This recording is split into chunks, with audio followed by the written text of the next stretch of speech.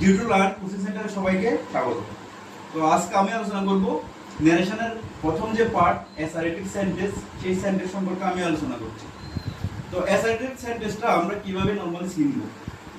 চিনার একটা খুব সহজ মাধ্যম কি, এই সেন্টেন্সে নরমাল বাক্য থাকে বলতে কেমন, আমরা লাইফে যত কাজগুলো করি 90% কিন্তু অ্যাসার্টিভের মধ্যেই পড়ে।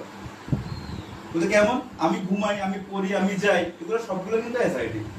মানে কি, অ্যাসার্টিভ সেন্টেন্সে কোনো কোশ্চেন মার্ক থাকে না, আদেশ অর্ডার কোনো কিছু থাকে না, ইম্পারেটিভ কোনো ওয়ার্ড থাকবে না, এক্সক্লেমেটরি কোনো ওয়ার্ড থাকবে না, তাহলে সেন্টেন্সটা হবে কি অ্যাসার্টিভ সেন্টেন্স। এবার দেখো, যখন আমরা অ্যাসার্টিভ সেন্টেন্সে চিনলাম, দ্বিতীয় কাজটা কি, এই সেন্টেন্সকে যখন ডাইরেক্ট থেকে ইনডাইরেক্ট তুমি করবে, তখন কি হবে, রিপোর্টিং ভার্ব এবং রিপোর্টিং স্পিচে কানেক্টিভ হিসাবে দ্যাট ভার্ব বলবে। এবং ব্যাপারটা হলো কি, রিপোর্টিং ভার্ব কি, রিপোর্টিং ভার্ব দেখো হি সেড, এখানে যে কমা দিয়েছি না, কমার মধ্যে যেটা থাকে সেটা হলো রিপোর্টিং ভার্ব। মানে কি, তা হি সেড পুরোটা রিপোর্টিং ভার্ব। দ্বিতীয় লাইন কি, রিপোর্টিং স্পিচ কি, দেখো রিপোর্টিং স্পিচ কি, আই এম ইন, যে এই লাইনটা দিলাম না, এখানের মধ্যে দেখো ইনভার্টেড কমা শুরু হয়েছে, এখানে ইনভার্টেড কমার মধ্যে যেটা থাকে সেটা হলো রিপোর্টিং স্পিচ। ঠিক আছে ডিয়ার স্টুডেন্ট, দেখো নেক্সট এরপরে কি বলি, যে রিপোর্টিং ভার্বে চেঞ্জিং এর ক্ষেত্রে এখানে কিছু চেঞ্জিং হয় যদি কি থাকে, সেড টু থাকে, তাহলে কি হবে, সবসময় টোল্ড হবে। যদি সেজ টু থাকে তাহলে এটা কি হবে, টেলস হবে, সবসময় পরিবর্তন হবে। কি বলছি আমি, রিপোর্টিং ভার্বে যদি সেজ টু থাকে তাহলে টোল্ড, রিপোর্টিং যদি সেজ টু থাকে তাহলে টেলস। এবার দেখো এটা কিভাবে পরিবর্তন করবে তোমরা। পরিবর্তন করা খুবই ইজি একটা মেথড, এখানে কোনো কঠিন কোনো কিছু নেই। এটার ক্ষেত্রে কি, তোমরা প্রথম দেখবে রিপোর্টিং ভার্বটা, দেখবে কি আছে, এখানে হি সেড আছে, প্রথম দেখবে রিপোর্টিং ভার্বটা যদি পাস্ট টেন্স থাকে তাহলে রিপোর্টিং স্পিচটা পাস্ট টেন্সে করতে হয়। এটা টেন্সের উপরে বেসিক করে এগুলো করতে হয়। রিপোর্টিং ভার্বটা যদি যেমন থাকে যে প্রেজেন্ট ইনডিফিনিট, তাহলে এটা পাস্ট ইনডিফিনিট করতে হয়।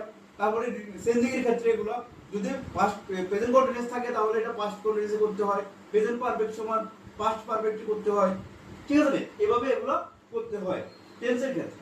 আর কিছু কিছু ওয়ার্ড এখানে চেঞ্জিং হয় ভার্বের, যেমন এম ইজ আর সমান ওয়াজ ওয়্যার, ক্যান সমান কুড, মে সমান মাইট, উইল সমান উড, এই ওয়ার্ডগুলো এগুলো চেঞ্জিং হয়। আর কি চেঞ্জিং হয়, সাবজেক্ট চেঞ্জিং হয়। সাবজেক্ট কি চেঞ্জিং হয়, আই সমান হি, হ্যাঁ, শি বা আইও হতে পারে, ইউ সমান হি বা শি, এরকম ব্যবহার করা হয়। এরপর অবজেক্ট চেঞ্জিং, অবজেক্ট কি চেঞ্জিং হয়, ইউ সমান হিজ হার বা হিজ হার মাই, এগুলো চেঞ্জিং হয় অবজেক্টের ক্ষেত্রে।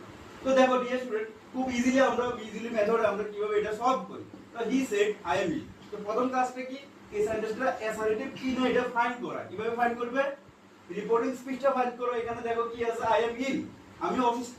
রিপোর্টিং স্পিচটা যখন দেখবে যে এটা নরমাল লাইন, তাহলে এটা হলো অ্যাসার্টিভ সেন্টেন্স। অ্যাসার্টিভ সেন্টেন্স কি বলছি আমি, কানেক্টিভ বা লিঙ্কার হিসাবে দ্যাট হয়। তো দেখো এখানে হি সেড সমান সেড বসে যাবে, কারণ কি, যদি রিপোর্টিং ভার্বে সেড টু থাকে তখন আমরা কি করি, আমরা এটা তখন টেন্স ব্যবহার করি। যেহেতু এখানে সেড টু নেই, তাহলে সেড সমান সেড বসে যাবে, কানেক্টিভ হিসেবে কি হবে, দ্যাট। এরপরে কি আছে, আই সমান, দেখো আইটা কাকে বুঝিয়েছে, হি কে বুঝিয়েছে, তাহলে আই সমান এখানে হি। এম সমান কি বলেছি আমি, verb changing am is are সমান ওয়াজ ওয়্যার, যেহেতু সাবজেক্ট সিঙ্গুলার তাহলে ভার্বটা সিঙ্গুলার হবে। তো এখানে কি আছে, এম সমান কি হয়, ওয়াজ। এরপরে কি আছে এখানে, ই সমান ই। নেক্সট एग्जांपल, শিবাজি said to me, I have seen your father in the market. দেখো যে স্টুডেন্ট, দেখো এখানে শিবাজি said to me, এই যে to me অবধি এটা হলো রিপোর্টিং ভার্ব। এর যে পরের পার্টটা দেখো, I have seen your father in the market, এটা হলো রিপোর্টিং স্পিচ। মানে এটা দেখো কমন মধ্যে যেটা আছে রিপোর্টিং ভার্ব, ইনভার্টেড কমা যেটা আছে রিপোর্টিং স্পিচ। যখন এটা শেষ করব তখন আমরা কিভাবে করব, শিবাজি তো শিবাজি, এখানে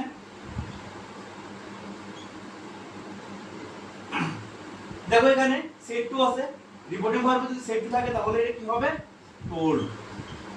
মি তো মি, এটা কোনো পরিবর্তন হবে না। তবে এখানে কমা আছে, ইনভার্টেড কমা আছে, এর মাঝখানে অ্যাসার্টিভ কি হয় দ্যাট। এরপরে কি আছে আই, দেখো আই দিকে আগে বুঝিয়েছে, শিবাজিকে বুঝিয়েছে, শিবাজি তো ছেলে, তখন কি হবে এখানে ই, হ্যাভ সমান হ্যাড, সিন সমান সিন, ইউর। দেখো এখানে ইউরটা দেখো অবজেক্ট, আমি কি বলছি অবজেক্টস নিয়ে কি কি হয়, ইউর সমান হিজ হার আবার মাই হয়।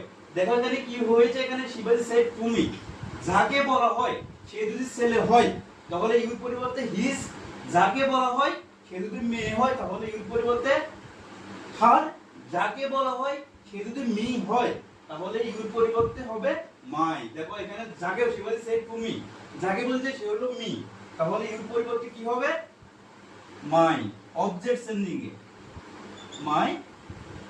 এরপরে কি ফাদার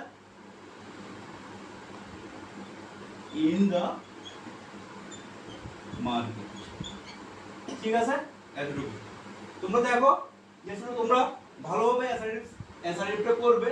যদি কারো কোনো প্রবলেম হয় আমাকে কমেন্টে জানাবে, আর আমার চ্যানেলটা সাবস্ক্রাইব করে দেবে।